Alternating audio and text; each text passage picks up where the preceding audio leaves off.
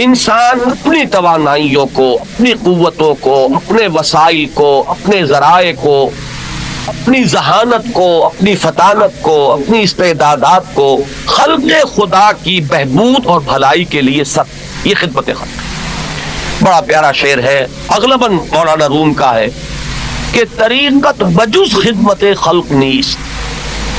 بتسبیح و سجادہ و دلق نیست، کہ لوگوں نے سمجھ لیا ہے کہ شاید طریقت اور اللہ والا ہونا کسی کا، یہ اس کی تسبیح یا اس کے طول یا اس کی جو بھی اس نے گدڑی پہنی ہوئی ہے، گدڑی پوش ہے، یا وہ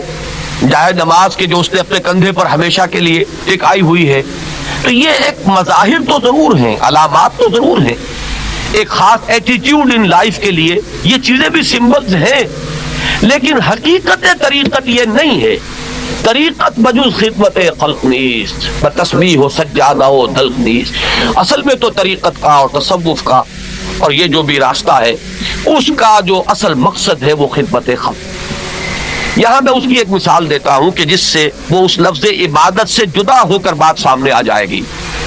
مثلا خدمت خلق کے ضمن میں لوگوں کے لیے اپنا مال خرچ کرنا، اس کا ایک درجہ وہ ہے کہ جو اللہ کے حکم کے تحت آ گیا۔ مثلا زکوٰۃ ہے، وہ آپ سے لی جائے گی، آپ چاہیں یا نہ چاہیں۔ البتہ جس شخص نے زکوٰۃ ادا کر دی اور وہ حکم جو تھا اللہ کا، عبادت کا وہ تقاضا پورا ہو گیا، لیکن وہ یہ نہ سمجھے کہ کل تقاضا جو تھا اس کے رب کا وہ اس نے ادا کر دیا۔ ایک بڑی پیاری حدیث ہے حضور کی صلی اللہ علیہ وسلم، ان فی المال لحقا سوی الزکاۃ، لوگوں سمجھ لو کہ تمہارے مالوں میں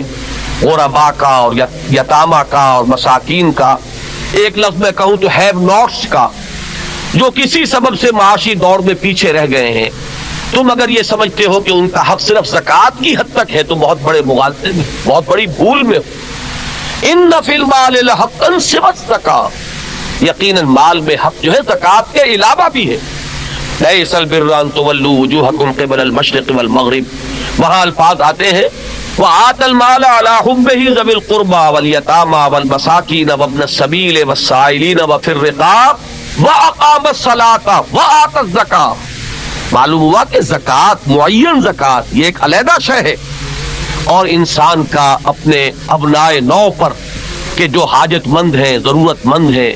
وہ یتیم ہو، وہ مسکین ہو، وہ مسافر ہے، وہ کوئی اور ہے، کسی قرضے کے بندھن کے اندر جکڑا گیا ہے،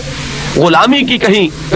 اس کی گردن جو ہے اس کے شکنجے میں کسی ہوئی ہے، اس کو اس سے نجات دلانے کے لیے مال خرچ کرنا زکوٰۃ کے علاوہ ہے کہ جو یہاں پر اس آیہ مبارکہ میں مذکور ہے۔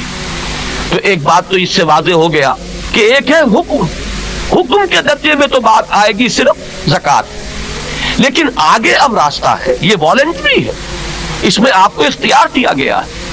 اسی میں آپ کا اصل امتحان ہوگا کہ آپ کے اندر واقعتاً کتنی خدا پرستی اور کتنی خلق خدا سے دوستی اور محبت پیدا ہو چکی ہے۔ وہ در حقیقت زکوٰۃ میں نہیں، زکوٰۃ تو لازماً لی جائے گی، اگر اسلامی ریاست ہے تو وہ تو لازماً وصول کرے۔ باقی یہ کہ اصل میں تمہارے تقویٰ کا، تمہاری محبت خدا بندی کا،